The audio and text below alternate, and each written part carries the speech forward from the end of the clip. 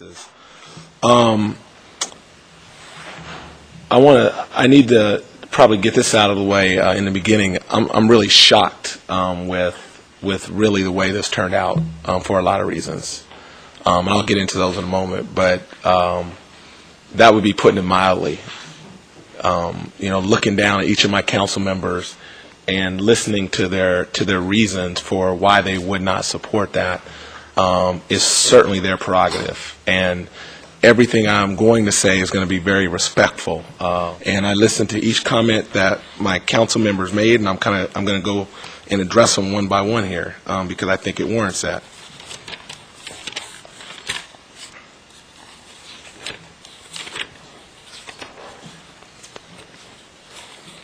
So starting with Councilmember Sheedy, who said that the mayors in the past have had enough staff, and there's no outcry for the public to change the city charter.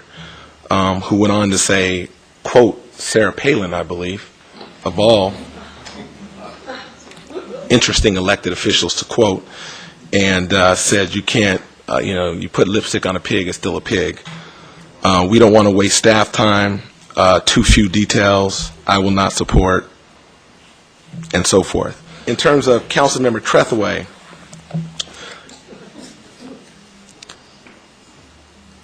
in August, you voted to say the voters should be able to vote on it, and now in June, they shouldn't be able to vote on it.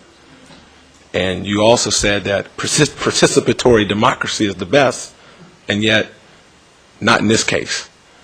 And now you want another commission or another charter review to look at not one but two or three plans. It's just not, it's not adding up for me. And I think when I think about, your service, and I've said this to you before, I appreciate and admire, what you've done in District 1. You've done a very stellar, commendable job in District 1. I mean that. But again, I think the voters in District 1 have said, we need a new day in District 1.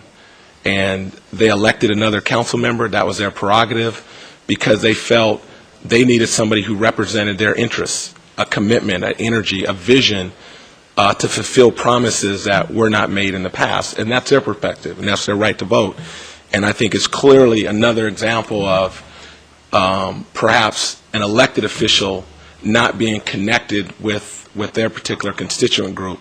So, I'm disappointed, needless to say. In terms Vice Mayor, you've been a trooper for all of us, and I think, bottom line, I think we all just appreciate your service. And I always respect you standing for what you believe, and I'm going to use the immigration as an example.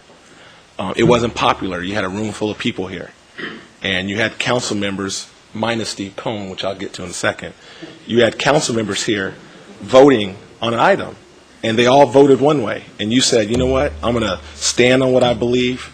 I'm going to do it in the right way. And I can live with that. I can go to bed at night at the end of the night. And that was your prerogative, and I appreciate that. Even though we didn't agree on it, I think you earned a lot of respect for people in this community.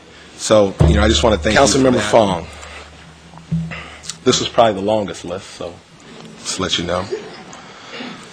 Not about the people's right to vote. Not about affirming, not about letting the people vote.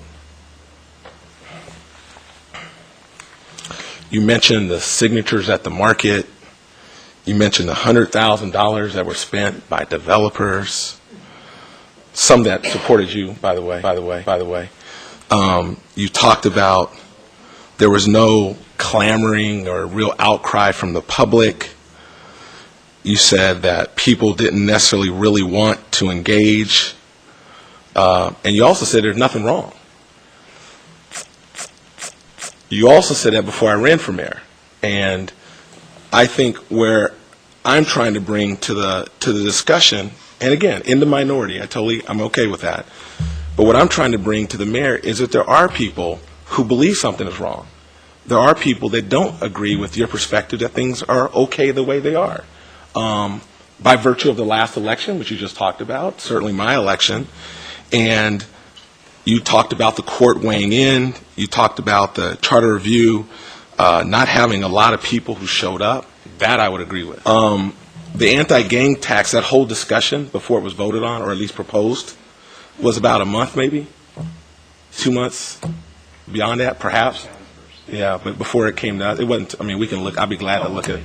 Yeah, it wasn't 18 months, it wasn't 12 months, it wasn't 9 months, it wasn't 8 months, it wasn't 6 months, it wasn't 5 months, it wasn't 4 months, it wasn't 12 months, it wasn't 9 months, it wasn't 8 months, it wasn't 5 months, it wasn't 4 months, and it wasn't 3 months, it wasn't 8 months, it wasn't 6 months, it wasn't 12 months, it wasn't 9 months, it wasn't 8 months. So my point on that, to make a parallel between those two, I just don't think is accurate, because that was something that did not have an opportunity for people to weigh in on, and that's why it did not get the vote and the input for people on this. I think this is different because it was 18 months or longer in that case. So I just don't think that would be an accurate representation of what really took place. And, you know, lastly, and I think this gets to Councilmember McCarty in a second, talking about what hasn't gotten done. Let's take the docks project, your district. We've been talking about that docks project since Ann Rudin was a mayor, and she's not here with us. That hasn't gotten done. We can go right out here a few blocks and see a big hole in the ground. That hasn't gotten done. There's a lot of things in our community that have not gotten done, and I'll be the first to say what Councilmember McCarty said. This strong mayor, executive mayor, is not a panacea. Let me just totally agree. In terms of Councilmember Pennell, very disappointed. For a lot of reasons. Where the biggest opportunity area is in Sacramento, it's your district. There's just tons of opportunities in your area. In terms of Councilmember McCarty, I'm going to just deal with a couple issues here that you mentioned. So you talked about Joe Cerna. That was one that you mentioned, I believe, earlier. So, you know, when I grew up, Joe Cerna was in District 5. He was a council member in Oak Park, the area I grew up in. The governance structure that we're all talking about, in my opinion, it works fine and adequately in the mayor because of the limitations of this current governance structure. I played sports, and you call me a point guard, so I appreciate you remembering that that was a position I played. And for anybody in here to believe that this is about one person, that would be disingenuous. This is not about one person. This is about a governance, some ideas.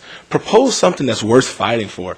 It's so easy for all of us up here to be defensive linemen, to just block progress. I get it. I get it. It's not comfortable. Change is easy. So my point to you, Councilmember McCarty, you know, we've had some meetings kind of one-on-one in your office, and, you know, I thought a lot of times when we had conversations in our office that they kind of stayed in the office, you know, just in terms of conversation. But one of the things that we talked about was, and I truly believe this about you, you said there was a couple times, Mayor, I was that close to going with you. I was like that close to going with you. And that day will come maybe at some point. I'm sorry it's not today, but maybe one day we'll be this close to getting over the hump and we'll be on the same side on the issue. But again, I say that with all respect to you. Lauren Hammond, I know you. I know you better than everyone up here, and I must say after you made your comments, it did not surprise me. Now that I think about it, you can't change the stripes. You really can't. So I'll leave that for you to kind of sit on over there. In terms of Councilmember Cone, let me just say that it was very disappointing that you did not vote on the immigration issue. I guess it makes me question kind of the backbone of the ethos that you represent. I'm just being honest, so I needed to be able to share that. Councilmember Sheedy, in a respectful way, says this is why we don't have a strong mayor. So listen to this. I mean, think about it. Now, all I'm saying is I listen to everybody else's comments. Everything I'm saying is in a respectful way. And then you're going to, under your breath over there, that's why we don't have, can you let me finish my comments, please? We shouldn't chastise like some of us do up here when staff brings reports together. That's not good etiquette. That's not a good example. I think what we've done clearly in Sacramento is we renewed kind of the cynicism, the distrust, the lack of responsiveness that people feel about elected officials. That's what we're doing.